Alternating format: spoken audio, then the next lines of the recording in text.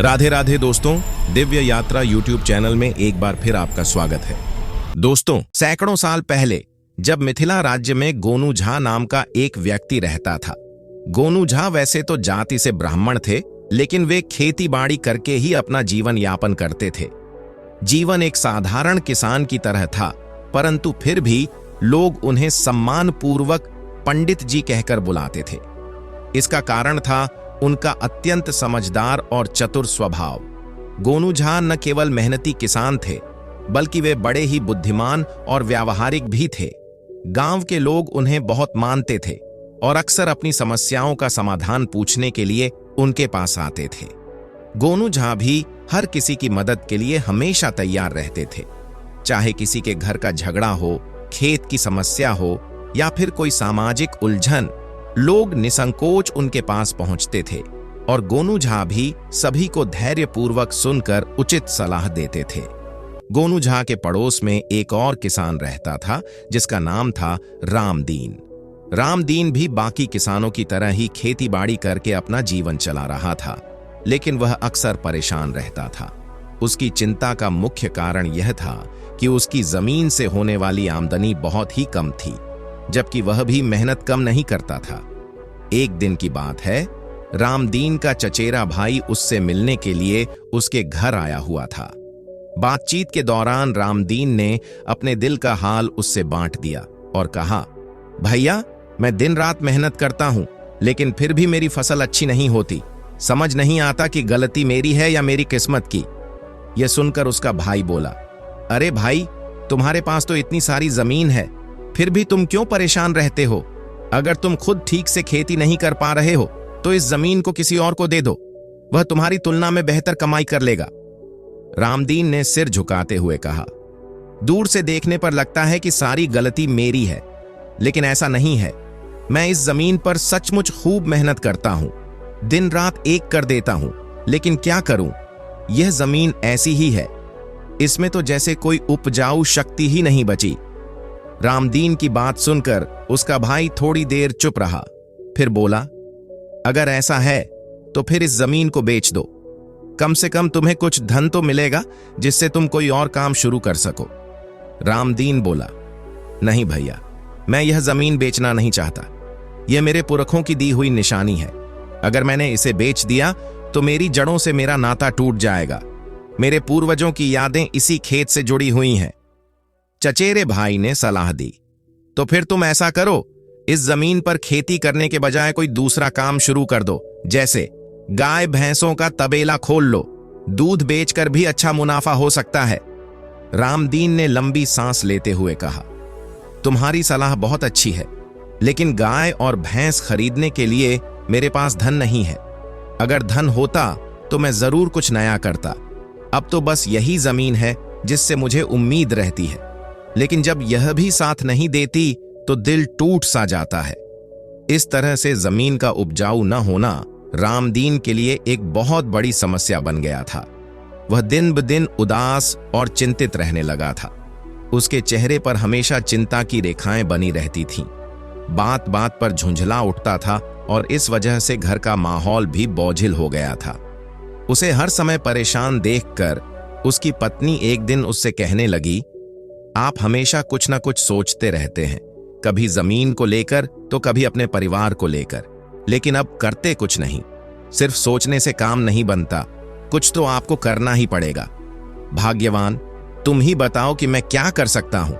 रामदीन ने भारी स्वर में कहा, यह मेरे पुरखों की जमीन है, इसलिए इसे बेचने का मेरा दिल नहीं करता, और कोई दूसरा काम मैं इस जमीन पर कर नहीं सकता, क्योंकि मेरे पास इतना धन भी नहीं है। उसकी पत्नी विमला कुछ देर तक उसे चुपचाप देखती रही, फिर शांत लेकिन दृढ़ आवाज में बोली, इस तरह से सोचते रहोगे तो तुम्हें कोई दूसरा रास्ता नजर ही नहीं आएगा। हर बार एक ही बात सोचकर परेशान हो जाना कोई समाधान नहीं है। सोच को बदलो, तभी रास्ता निकलेगा। रामदीन ने उदासी से सिर झुकाते हुए कहा, और मैं कर भी क्या सकता हूं, सिवाय इस खेत के? मेरे पास कोई दूसरा चारा नहीं है। यही तो मेरी जिंदगी की आखिरी उम्मीद है। विमला ने उसकी आंखों में झांका और प्यार भरे स्वर में बोली, जो भी हो, आपको इस समस्या का कोई ना कोई हल तो निकालना ही होगा। हमारे बेटे का भविष्य अब तुम्हारे फैसले पर निर्भर है। वह अब बड़ा हो रहा है, हमें उसके लिए कुछ सोचना पड़ेगा। उसके सपने अधूरे ना रह जाएं। इसके लिए तुम्हें अब कुछ ठोस कदम उठाने होंगे। रामदीन ने गहरी सांस ली और धीरे से कहा, ठीक है भाग्यवान, मैं जरूर कोई ना कोई रास्ता निकालूंगा, अब और नहीं टाल सकता। अगले दिन रामदीन अपने खेत में चुपचाप बैठा था। उसके चेहरे पर निराशा की गहरी छाया थी। हवा चल रही थी, लेकिन उसकी सोच ठहरी हुई थी। खेत में हरी भरी घास लहरा रही थी, पर रामदीन की आंखों में खालीपन था। वह खुद से बड़बड़ाने लगा, अब इस खेत में कुछ नहीं रखा। मैं कितनी मेहनत कर लूं, लेकिन यह जमीन जैसे कुछ लौटाने को तैयार ही नहीं। अगर मैं अपनी जिद पर अड़ा रहा तो मेरा सारा परिवार भूखा ही रह जाएगा। विमला की बात बिल्कुल सही है, और अब मेरा बेटा भी बड़ा हो रहा है, तो मुझे उसके भविष्य के बारे में भी सोचना चाहिए। कुछ देर सोचने के बाद उसने मन ही मन निर्णय ले लिया, क्यों ना मैं इस खेत को बेच दूं। जितनी देर करूंगा, इस खेत का दाम उतना ही कम होता जाएगा। वैसे भी क्या पता, अभी इस खेत का मुझे अच्छा दाम मिल जाए। यह सोचते हुए वह घर लौटा और अपनी पत्नी और बेटे राजू को बताया, मैं यह खेत बेचने का फैसला कर चुका हूं, अब और रुकना ठीक नहीं। विमला थोड़ी देर तक स्तब्ध रही, फिर बोली, आप एक बार अच्छे से सोच लीजिए। माना कि हमारे हालात अभी अच्छे नहीं हैं, और मैं यह भी चाहती हूं कि आप कोई अच्छा काम करें, लेकिन मैं यह नहीं चाहती कि आप उस खेत को बेच दें। राजू, जो अब किशोरावस्था में कदम रख चुका था, आगे बढ़ा और बोला, पिताजी, मैं भी यही चाहता हूं कि आप यह खेत न बेचें। इस खेत से हमारी बहुत सी यादें जुड़ी हुई हैं। यहीं पर मैंने अपने बचपन के दिन बिताए हैं। यहीं पर मां ने हमें पहली बार हल्दी की फसल दिखाई थी। आज तक इसी खेत ने हमें बचाए रखा है। आप इस खेत को मत बेचिए।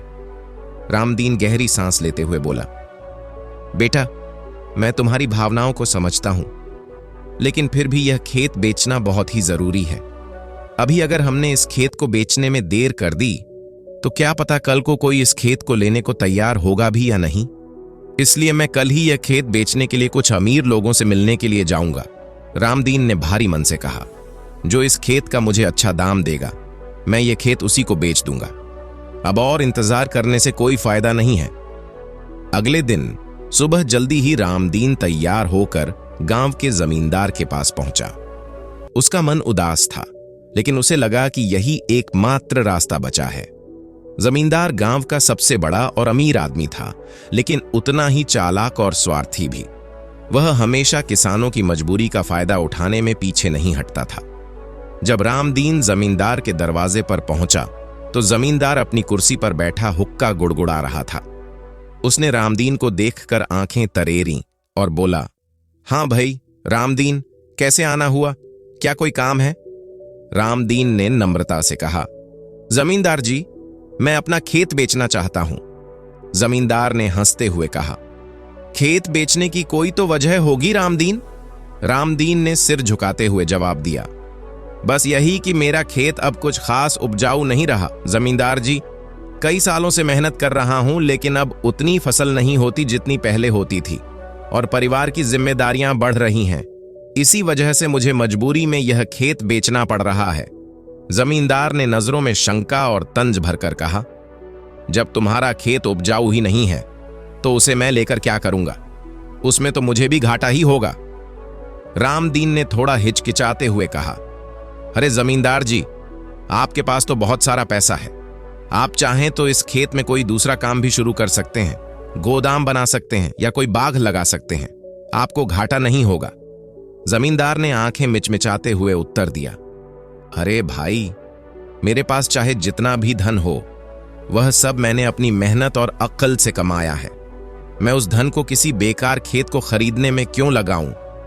रामदीन ने विनती करते हुए कहा, जमींदार जी, आप जितनी कीमत तय करेंगे, मैं उतने में यह खेत आपको बेच दूंगा।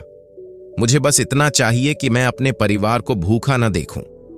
जमींदार के चेहरे पर एक चालाक मुस्कान फैल गई।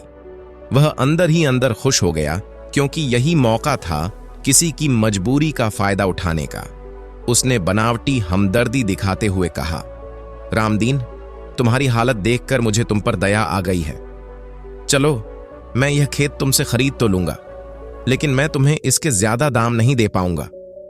मेरा भी कुछ घाटा होगा। रामदीन बोला, फिर भी जमींदार जी, आप मुझे इस खेत के कितने पैसे देंगे?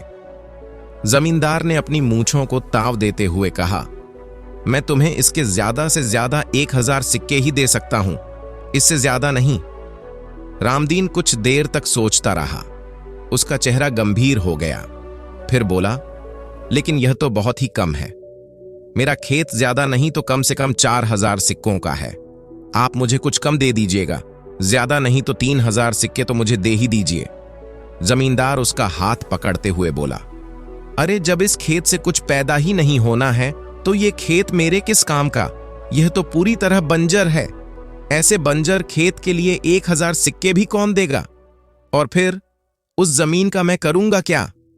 अगर तुम सचमुच 1000 सिक्कों में अपना खेत बेचना चाहते हो तो बताओ, वरना मैं यह सौदा नहीं करूंगा। रामदीन की आंखों में निराशा साफ झलक रही थी। वह समझ चुका था कि जमींदार उसकी मजबूरी का फायदा उठा रहा है, लेकिन उसके पास कोई विकल्प नहीं था। पेट की आग जमीन से बड़ी हो चुकी थी। वह मायूस होकर बोला, ठीक है जमींदार साहब, आप जो भी देना चाहते हैं दे दीजिए। और इस तरह जमींदार ने मात्र 1000 सिक्के देकर रामदीन से वह खेत खरीद लिया। वह खेत जिसमें भले ही अनाज न उगता हो, लेकिन सालों की मेहनत और उम्मीदें जरूर दफन थीं। रामदीन बड़े उदास मन से वह रकम लेकर अपने घर लौट पड़ा। लौटते समय रास्ते में उसे उसका पड़ोसी गोलू झा मिल गया। गोलू झा एक समझदार और अनुभवी व्यक्ति था, जो खेती बाड़ी के साथ साथ जमीन की सही कीमत का अंदाजा भी अच्छे से लगाता था। जब उसे यह बात पता चली कि रामदीन ने अपना खेत केवल 1000 सिक्कों में बेच दिया है, तो वह चौंक उठा। उसकी आंखों में अविश्वास साफ झलक रहा था। वह जोर से कहने लगा, अरे रामदीन, तुम्हारा खेत तो बहुत ही बड़ा है और अच्छी जगह पर स्थित है। उस खेत की कीमत कम से कम 4000 सिक्के तो बनती ही है। तुम क्या पागल हो गए हो जो इतने कम पैसों में अपना खेत बेचकर चले आए? रामदीन ने एक लंबी सांस ली और दुखी मन से बोला, अब मैं क्या करूं पंडित जी, वो खेत अब उपजाऊ नहीं रहा। उसमें ना तो गेहूं होता है, ना चना और ना ही कोई और फसल। मैंने सालों मेहनत की, लेकिन कुछ हासिल नहीं हुआ। अब जब उसमें कुछ उगता ही नहीं, तो फिर कोई दूसरा आदमी मुझे उसके बदले अच्छे पैसे क्यों देगा? गोलू झा ने माथा पकड़ लिया और गंभीर स्वर में बोले, अरे क्यों नहीं देगा? खेत उपजाऊ हो या नहीं, लेकिन जमीन तो जमीन है, उसकी अपनी एक कीमत होती है। और तुम्हारा खेत तो गांव की सीमा के पास है। वहां भविष्य में कोई फैक्ट्री भी बन सकती है या कोई नया रास्ता निकल सकता है। तुमने जल्दबाजी कर दी रामदीन। रामदीन सिर झुकाकर बोला, लेकिन पंडित जी, अब मैं क्या करूं? मैंने तो जमींदार से 1000 सिक्के ले लिए हैं और अब वह खेत कानूनी तौर पर उसका हो चुका है। अगर आप मुझे थोड़ी देर पहले मिले होते तो शायद आप मेरी कुछ सहायता कर पाते। और वैसे भी वो जमींदार बहुत ही चालाक है। गोलू झा ने उसे दिलासा देते हुए कहा, तुम परेशान ना हो रामदीन, तुम अपने घर जाओ, मैं कुछ सोचता हूं और फिर तुमसे मिलने के लिए आता हूं। गोलू झा ने रामदीन को आश्वासन देते हुए कहा। रामदीन, जो अब थोड़ी उम्मीद की लौ लेकर घर लौट रहा था, रास्ते भर यही सोचता रहा कि क्या उसकी जिंदगी में कोई बदलाव आ सकता है। घर पहुंचते ही उसने अपनी पत्नी को सारी बात बताई, खेत की बिक्री, जमींदार की चालाकी और गोलू झा द्वारा दिए गए भरोसे के बारे में। यह सब सुनकर उसकी पत्नी भी बहुत ही दुखी हो गई। उसकी आंखें भर आईं और वह कहने लगी, वो जमींदार तो बहुत ही चालाक निकला। भले ही हमारी जमीन उपजाऊ नहीं थी, लेकिन फिर भी उसकी कीमत इतनी कम नहीं होनी चाहिए थी। तुमने इतनी जल्दी फैसला क्यों ले लिया? रामदीन ने भारी मन से जवाब दिया, हां, पंडित जी भी यही कह रहे थे। उन्होंने मुझे विश्वास दिलाया है कि वह देखेंगे कि क्या हो सकता है। अब बस मैं भगवान पर भरोसा कर रहा हूं। अगली सुबह रामदीन फिर से गोलू झा के घर आया। गोलू झा ने उसे दरवाजे पर ही देखकर मुस्कुराते हुए कहा, रामदीन, तुम चिंता मत करो, तुम्हारी जमीन तुम्हें वापस मिल जाएगी। देख लेना, मैं कुछ ऐसा करूंगा कि वह जमींदार खुद ही तुम्हें जमीन वापस बेचने के लिए बुलाएगा। रामदीन थोड़ा संकोच करते हुए बोला, लेकिन वह जमीन मुझे वापस क्यों बेचेगा? और वैसे भी मेरे पास अब पैसे नहीं हैं।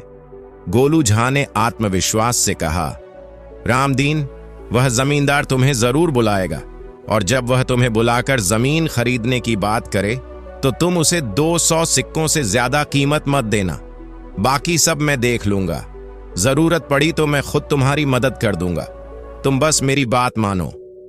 रामदीन ने श्रद्धा से सिर हिलाया और बोला, ठीक है पंडित जी, अब आपकी ही आशा है। सारी योजना समझा देने के बाद गोलू झा सीधे जमींदार के पास पहुंचे। वहां पहुंचते ही उन्होंने चालाकी से कहा, जमींदार जी, मुझे एक खेत खरीदना है। मैंने सुना है कि आपके पास बहुत सारे खेत हैं। अगर आपका कोई खेत मुझे पसंद आ गया तो मैं उसे बाजार कीमत से 2 गुने दाम पर भी खरीद सकता हूं। यह सुनते ही जमींदार का मन खुशी से नाचने लगा। उसकी आंखों में लालच की चमक आ गई। वह मुस्कुराते हुए बोला, अगर तुम मुझे दुगने दाम देने को तैयार हो तो फिर मैं तुम्हें अपना खेत बेच सकता हूं। गोलू झा ने शांति से जवाब दिया, देखिए जमींदार जी, मैं आपसे खेत तभी लूंगा जब मुझे वो खेत पसंद आ जाएगा। जमींदार ने कहा, हाँ हाँ, ये बात तो ठीक है, तो चलिए मैं आपको अपने खेत दिखाता हूं। हाँ हाँ चलिए, गोलू झा बोले, और फिर जमींदार उन्हें अपने खेत दिखाने के लिए ले गया। जमींदार सबसे पहले गोलू झा को अपने सबसे बढ़िया खेत पर ले गया। खेत को दूर से ही दिखाते हुए वह गर्व से बोला, यह खेत मेरे दादा परदादा ने मेरे लिए छोड़ा था। यह हमारी पुश्तैनी जमीन है। मैं इसे किसी भी हाल में 2 गुने से कम दाम में नहीं दे सकता। इसकी कीमत कम से कम 5000 सिक्के हैं, वो भी कम। गोलू झा ने अपने चेहरे पर मुस्कान लाते हुए बड़ी चालाकी से अपनी पंडिताई दिखाते हुए कहा, अरे वाह, आपका यह खेत तो वास्तुशास्त्र के हिसाब से उत्तम दिशा में स्थित है। कोई आश्चर्य नहीं कि इसी खेत के कारण आपकी तरक्की हुई है। इस दिशा में स्थित भूमि शुभ फलदायक मानी जाती है। लगता है इसी खेत ने आपको धन धान्य से भर दिया है। लेकिन अब मुझे भी समृद्ध होना है, इसलिए ठीक है, यह खेत मैं आपसे ले लूंगा। गोलू झा की बात सुनकर जमींदार एक पल के लिए सोच में डूब गया। वह अपने बीते वर्षों को याद करने लगा। सचमुच जब से यह खेत उसे मिला था तब से उसका जीवन सुखमय हो गया था। उसकी आमदनी बढ़ी, मान सम्मान मिला और प्रतिष्ठा भी। वह घबरा गया, कहीं यह खेत बेच दिया और सौभाग्य भी चला गया तो। उसे गहरी सोच में डूबा देखकर गोलू झा ने मुस्कुराकर पूछा, जमींदार जी, किस सोच में पड़ गए आप? जमींदार झेंपते हुए बोला, अरे नहीं नहीं पंडित जी, मैं आपको यह खेत नहीं बेच सकता। मैं तो आपको यह खेत सिर्फ दिखाने लाया था। यह जमीन मेरे लिए बहुत खास है, इसलिए मैं इसे नहीं दूंगा। लेकिन मैं आपको कोई और अच्छा खेत दिखा देता हूं। और फिर जमींदार गोलू झा को एक दूसरे खेत पर ले गया। दूसरे खेत पर पहुंचते ही गोलू झा फिर से वैसे ही मीठे शब्दों और व्यंग्य भरी बातों में उलझाने लगा। उसने खेत की दिशा, मिट्टी की गुणवत्ता, आसपास के वातावरण की प्रशंसा करते हुए बातें बनाई। जमींदार ने कुछ क्षण सोचा, फिर बोला, पंडित जी, क्षमा कीजिए, यह खेत भी मैं नहीं बेच सकता। इसका भी मेरे जीवन में खास महत्व है। गोलू झा ने होंठ चबाते हुए कहा, जमींदार जी, लगता है आपका मन खेत बेचने का है ही नहीं।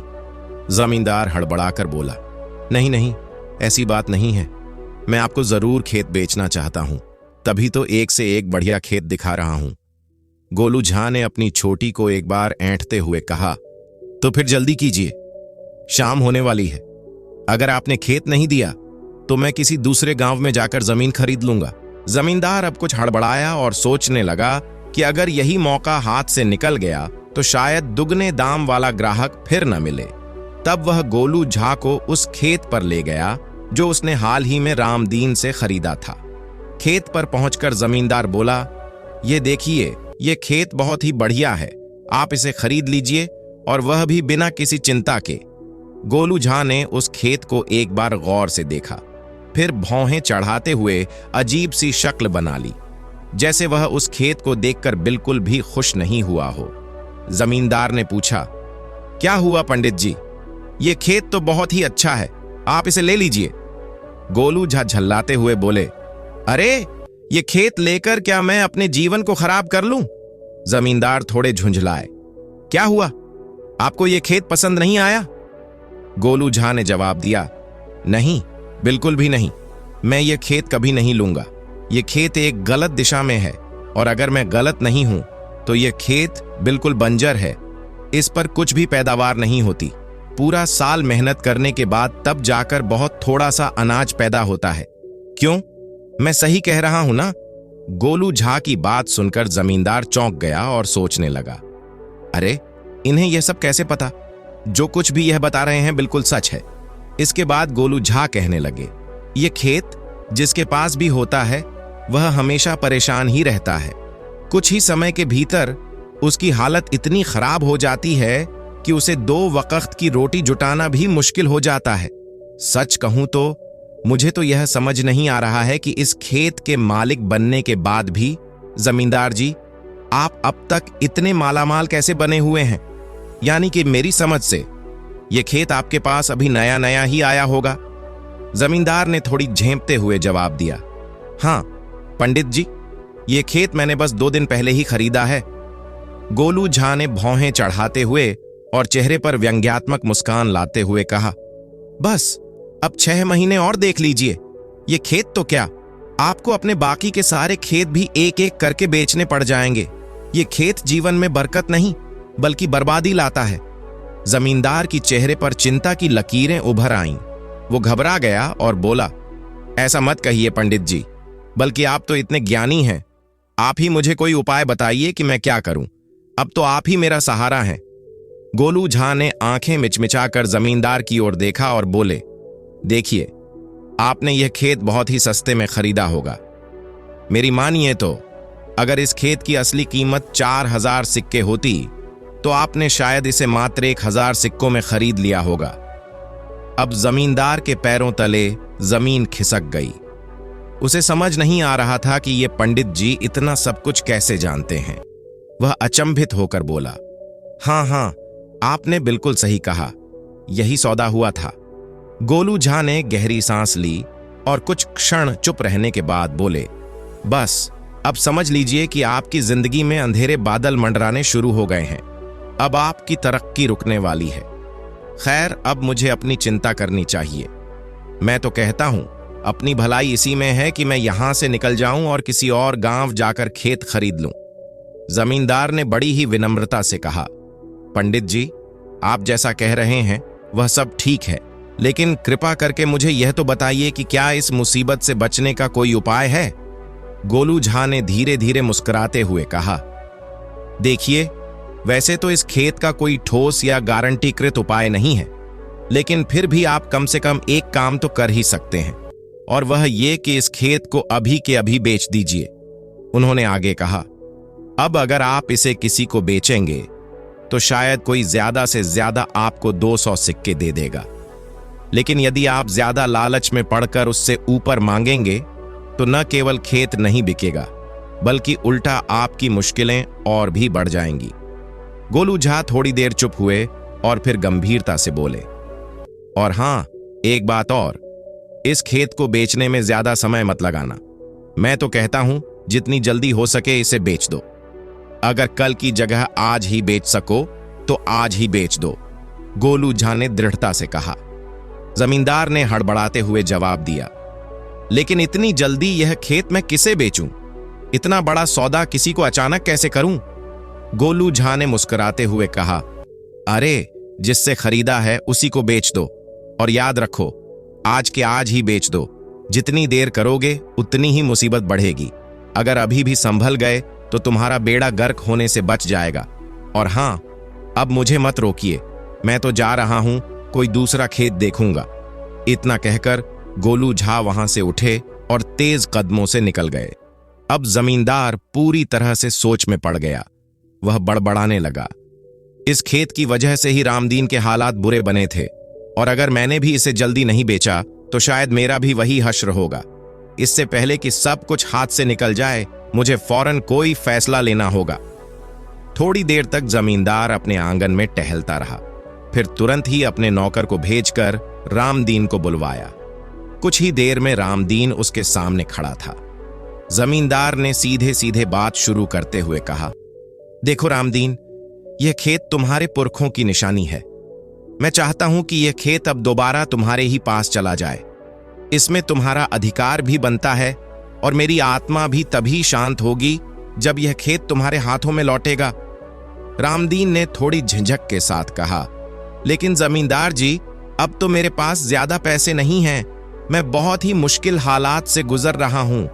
इस समय तो मैं आपको केवल 200 सिक्के ही दे सकता हूं, इससे ज्यादा नहीं। जमींदार ने गंभीरता से उसकी ओर देखा और गहरी सांस लेकर बोला, कोई बात नहीं रामदीन, तुम 200 सिक्के ही दे दो, लेकिन यह खेत मुझसे ले लो ताकि मैं भी इस बोझ से मुक्त हो जाऊं। रामदीन ने थोड़ा आश्चर्य से देखा, फिर दौड़ते हुए घर से 200 सिक्के लाया और जमींदार के हाथ में रख दिए। जमींदार ने खेत के कागजात उसे सौंप दिए और अब वह खेत फिर से रामदीन का हो गया। रामदीन की आंखों में चमक लौट आई थी। वह बेहद खुश था। उसका चेहरा प्रसन्नता से दमक रहा था।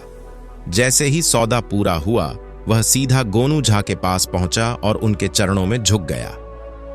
पंडित जी, मैं आपका तहे दिल से धन्यवाद करता हूं।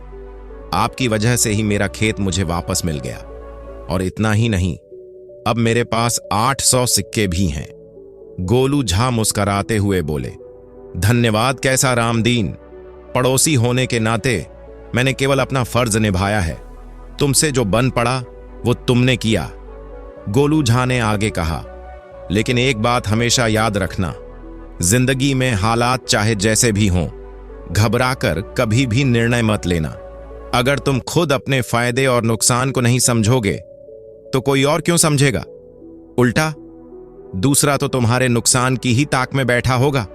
दुनिया का यही दस्तूर है। रामदीन ने सिर हिलाते हुए गंभीर स्वर में कहा, मैं अब समझ गया हूं पंडित जी कि हालात जैसे भी हों, हमें अच्छी तरह से सोच समझकर ही कोई भी फैसला लेना चाहिए। रामपुर नाम के एक गांव में गोपाल नाम का एक बहुत ही गरीब लेकिन ईमानदार किसान रहता था। उसके परिवार में उसकी पत्नी राधा थी। एक दिन वह शाम को थका हारा बैठा हुआ था कि तभी उसकी पत्नी उससे कहने लगी, थोड़ा आराम कर लीजिए ना, आप काम तो जिंदगी भर चलता ही रहेगा। देखो तो आपने अपनी क्या हालत बना ली है। गोपाल बोला, तुम सही कहती हो भाग्यवान, लेकिन फसल का समय है। अगर ज्यादा ध्यान नहीं दूंगा तो बहुत नुकसान हो जाएगा। राधा ने कहा, हां, लेकिन अपनी सेहत का ध्यान भी तो तुम्हें रखना पड़ेगा। मेरे तो इस दुनिया में सिर्फ तुम ही हो। अगर तुम्हें कुछ हो गया तो मैं कहां जाऊंगी? अरे तुम चिंता मत करो, मैं बिल्कुल ठीक हूं। बस मुझे खाना खिला दो, उसके बाद मैं खेतों में लौट जाऊंगा।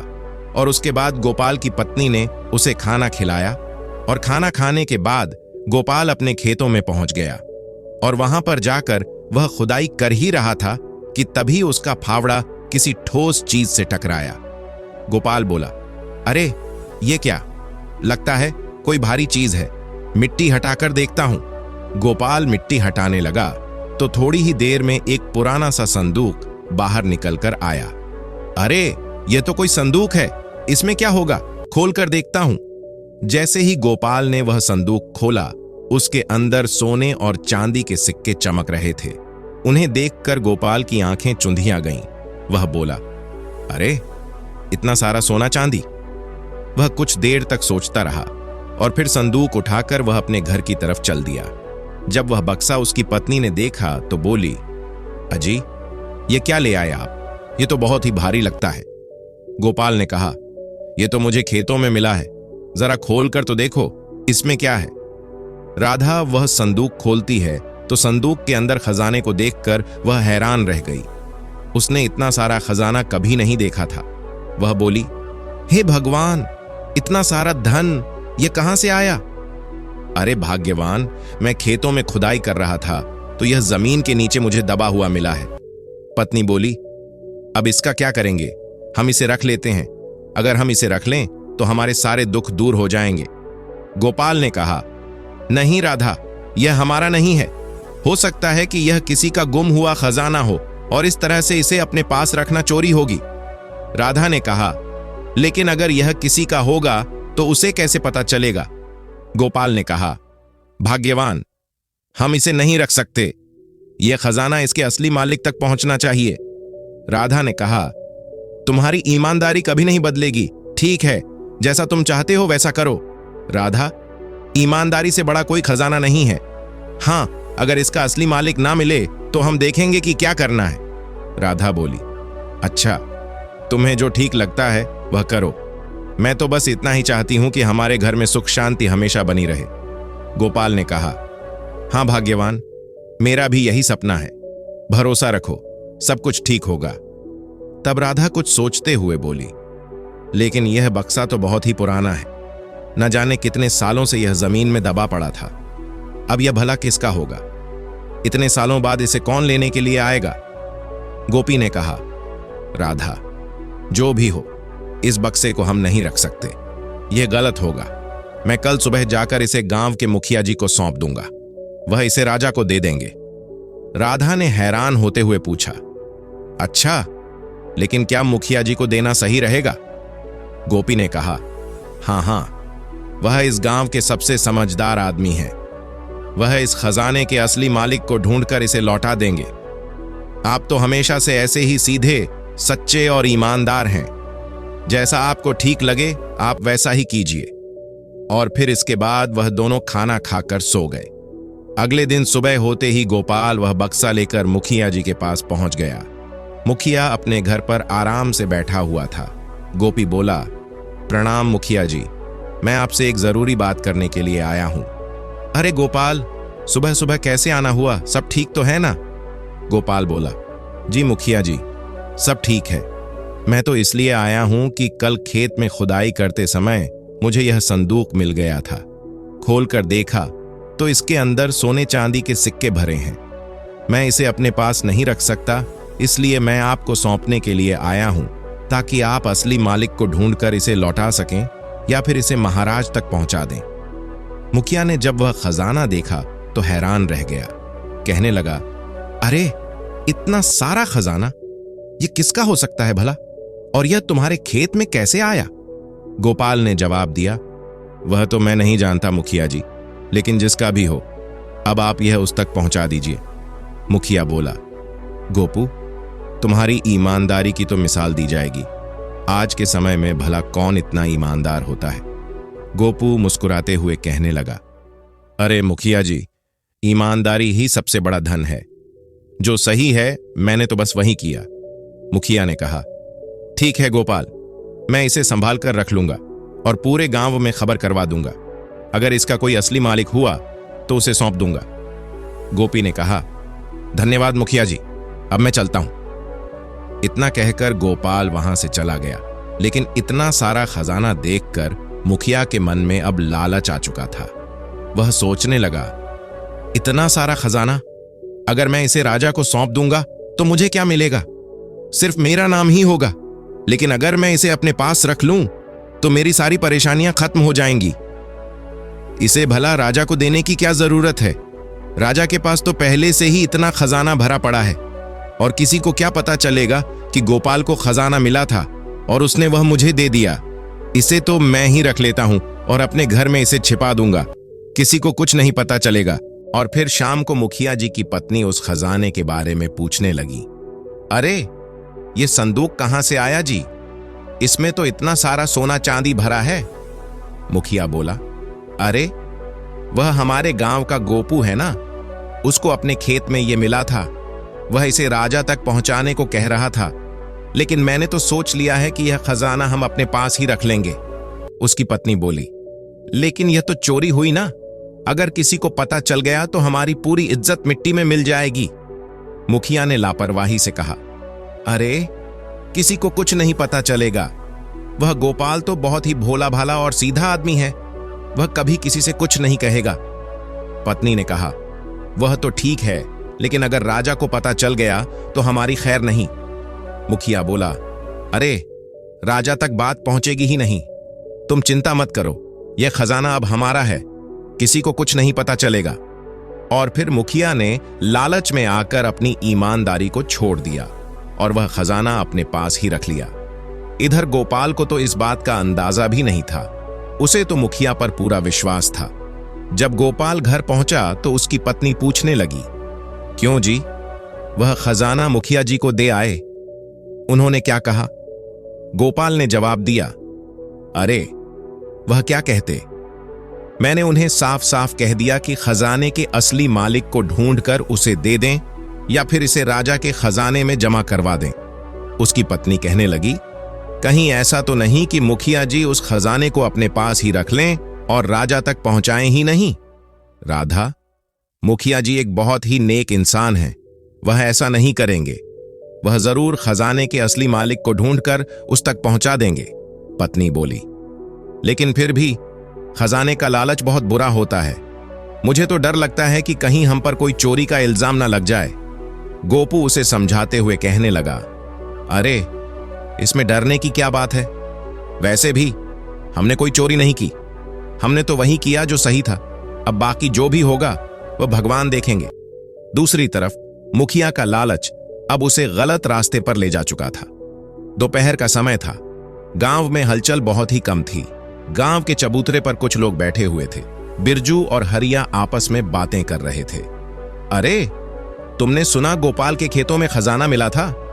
हाँ, मैंने भी सुना है, लेकिन वह गोपाल ही है जो बिना किसी लालच के वह खजाना मुखिया को सौंप आया। आजकल के समय में भला कौन इतना ईमानदार होता है? सच कहते हो भाई, कोई और होता तो चुपचाप वह खजाना अपने घर में छिपा लेता, लेकिन गोपाल की ईमानदारी तो आज मिसाल बन जाएगी। अगर मुझे वह खजाना मिला होता तो मैं अपनी पूरी जिंदगी ऐश से गुजारता। लेकिन एक बात मेरी समझ में नहीं आई, मुखिया जी को खजाना मिले हुए 1 महीना हो गया।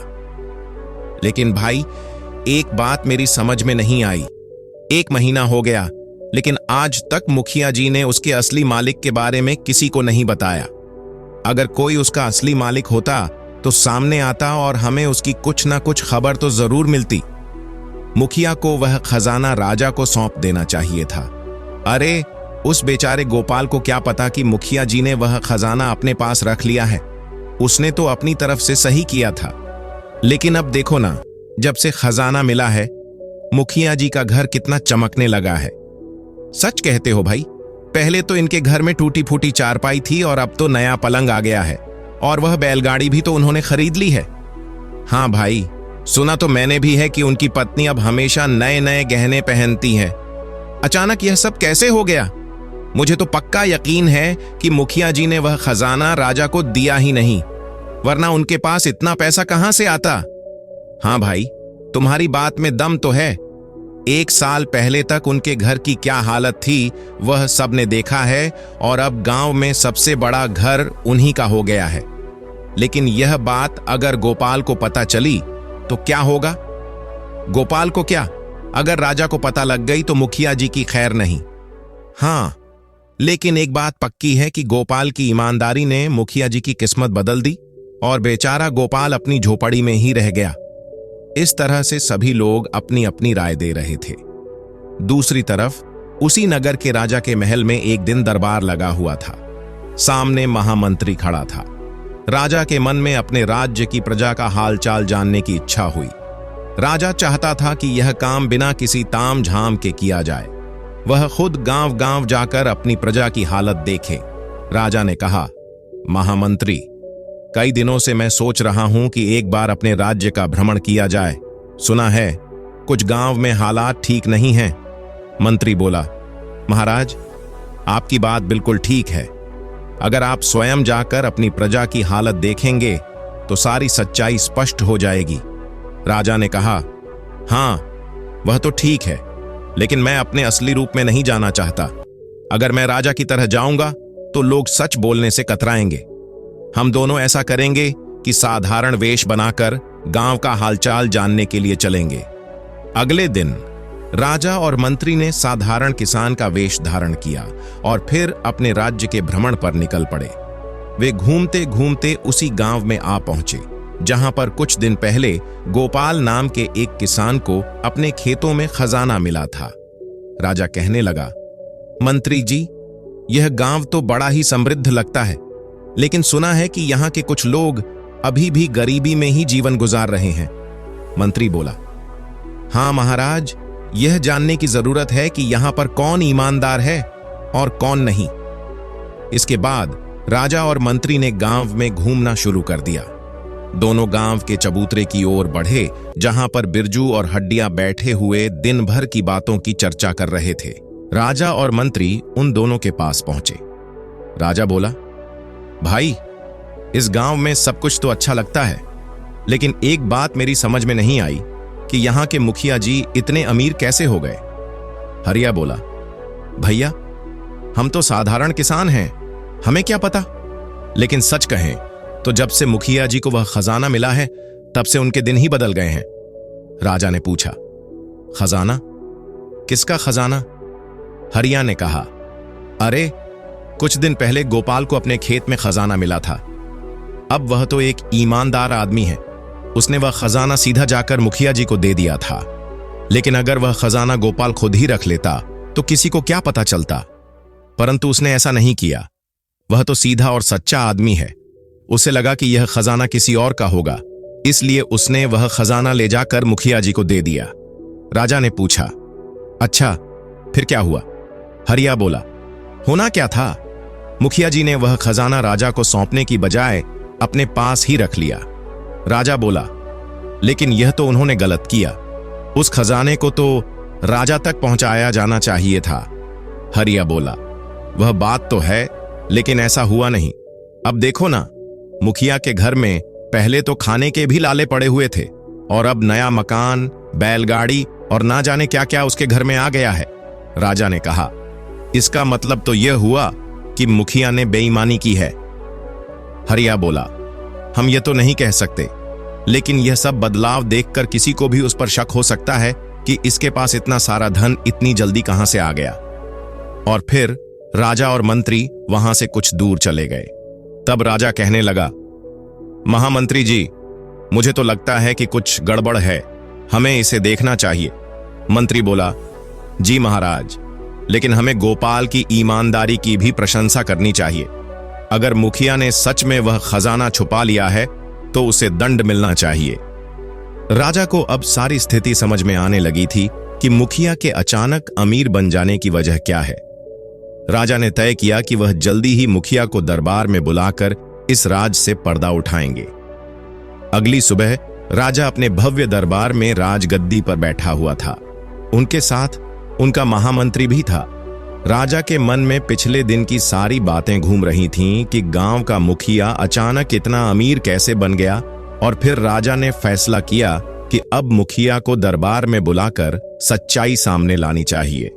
राजा ने महामंत्री से कहा, महामंत्री जी, कल हम जिस गांव में भ्रमण करने के लिए गए थे, वहां की बातें मेरे मन में बार बार आ रही हैं। मंत्री ने पूछा, कौन सी बात महाराज? राजा ने जवाब दिया कि मुखिया के पास इतना धन कैसे आ गया। गांव के लोग कह रहे थे कि गोपाल नाम के एक किसान ने अपनी ईमानदारी से एक खजाने का संदूक उस मुखिया को सौंपा था, लेकिन वह खजाना अब तक हमारे पास क्यों नहीं पहुंचा? मंत्री बोला, महाराज, बात तो कुछ अजीब है। अब हमें मुखिया से ही पूछना चाहिए कि यह सारा क्या मामला है। राजा ने कहा, ठीक कहते हो मंत्री जी, आप सैनिकों को अभी भेजिए और गांव के मुखिया को दरबार में बुलाकर लाइए। राजा की आज्ञा हुई तो सैनिक तुरंत आदेश का पालन करने के लिए चल दिए। उधर मुखिया अपने घर में आराम से बैठा था। जब उसे राजा के दरबार में बुलाए जाने की सूचना मिली तो उसके चेहरे का रंग ही उड़ गया।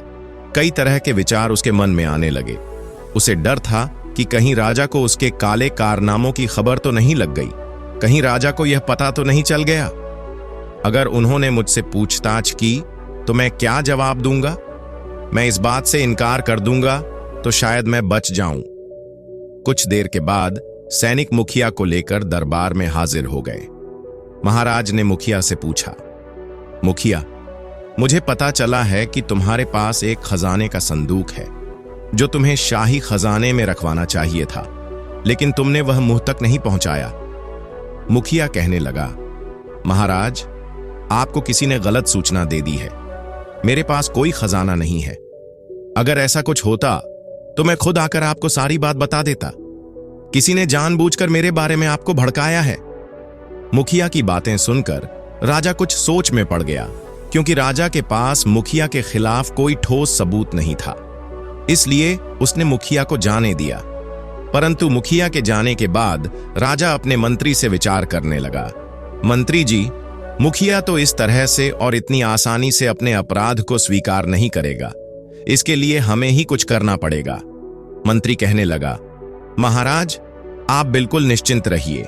मैं आज ही मुखिया के घर पर निगरानी करने के लिए अपने कुछ गुप्तचरों को लगा देता हूं, जो मुखिया की हर गतिविधि पर नजर रखेंगे।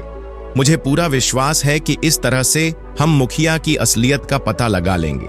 और फिर मंत्री ने अपने कुछ खास गुप्तचरों को बुलाया और उन्हें मुखिया पर 24 घंटे नजर रखने का आदेश दे दिया।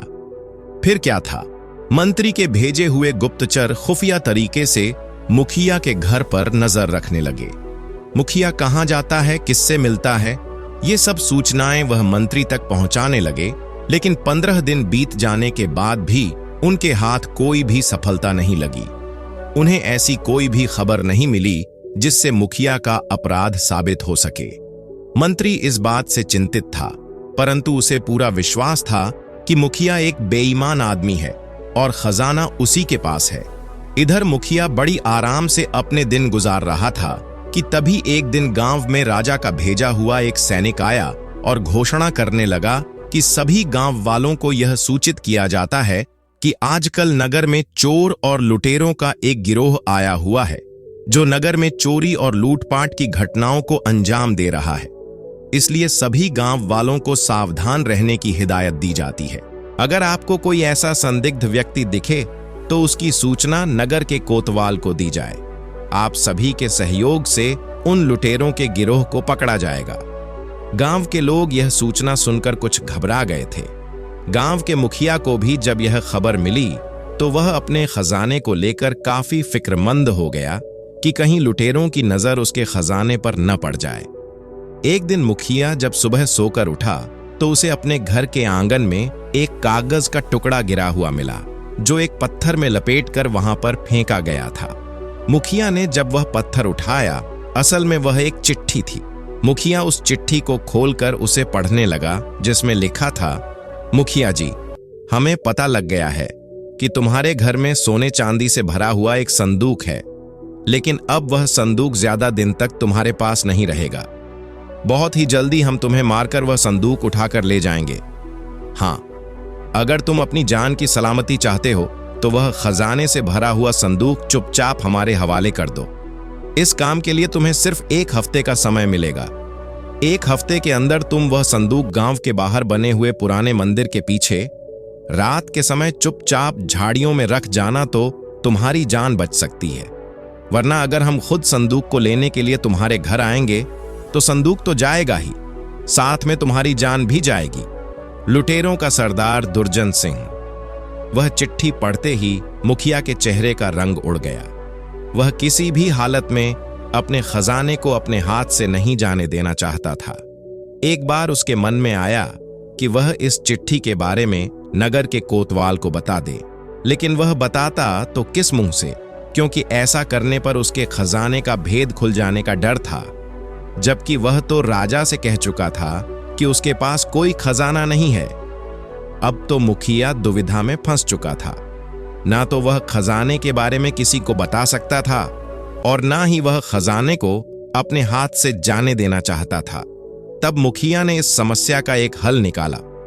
उसने सोचा, क्यों ना कल रात को ही मैं खजाने को अपने घर से हटाकर किसी दूसरी जगह पर छुपा दूं, ताकि अगर लुटेरे मेरे घर पर आए भी तो यह खजाना उनके हाथ ना लगे। यह सोचकर अगली रात को मुखिया ने वह खजाने वाला संदूक उठाया और छिपते छिपाते आधी रात के समय अपने घर से बाहर निकला और गांव से कुछ दूर जंगल के नजदीक एक बरगद के पेड़ के नीचे पहुंचा। उसने वहां पर एक खड्डा खोदा और संदूक को बरगद के पेड़ के नीचे दबा दिया। मुखिया को पूरा विश्वास था कि वह संदूक वहां पर बिल्कुल सुरक्षित रहेगा, क्योंकि गांव के लोगों का वहां पर आना जाना बहुत ही कम था। संदूक को वहां पर दबाकर मुखिया वापस अपने घर लौट आया। अब वह बिल्कुल निश्चिंत हो चुका था। उसका खजाना बिल्कुल सुरक्षित जगह पर पहुंच चुका था।